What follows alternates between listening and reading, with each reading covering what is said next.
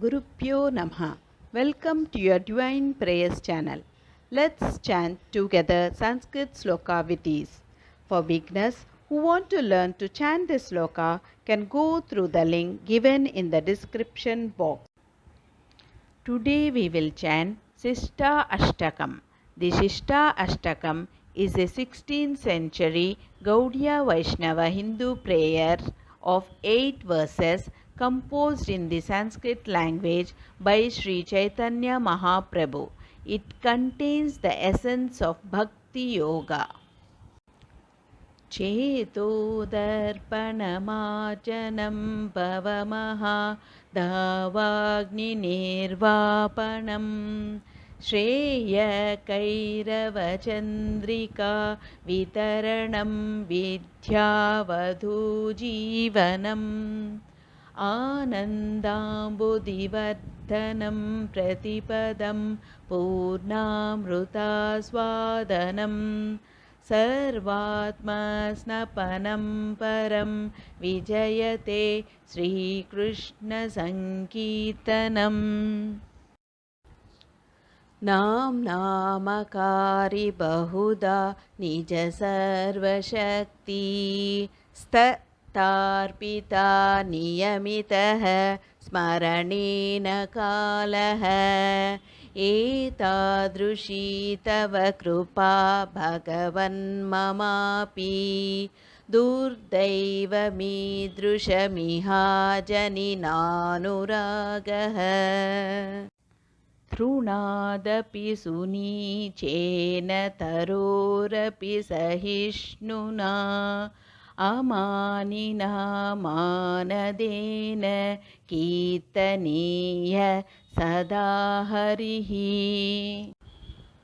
न धनं न जनं न सुन्दरीं कवितां वा जगदीश कामये मम जन्मनि जन्मनीश्वरे भवताद्भक्तिरहैतुकी त्वयि अयि नन्दतनुजकिङ्करं पतितं मां विषमे भवाम्बुधौ कृपया तव पादपङ्कज स्थितधूलिसदृशं विचिन्तय नयनं गलदश्रुधारया वदनं गदगदरुद्धया गिरा पुलकैर्निचितं वपु कदा तव नाम ग्रहणे भविष्यति युगायितं निमेषेन चक्षुषा प्राहृषायितं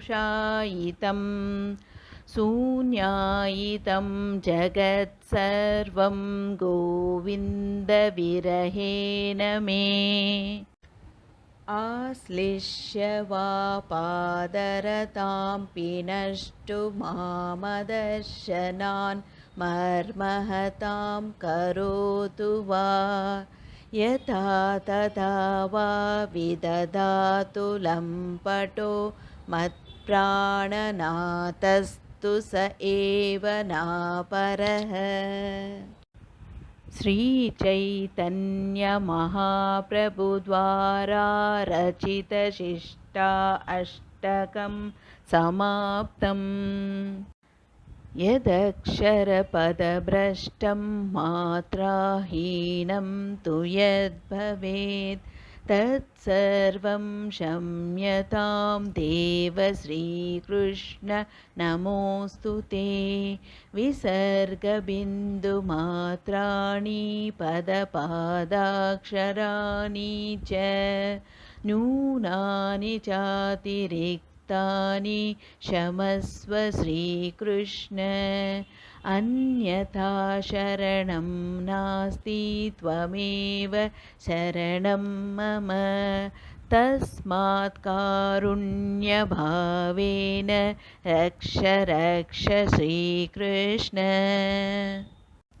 Let's chant together Hare Krishna Mahamantra 3 times for the welfare of all living beings. Hare Krishna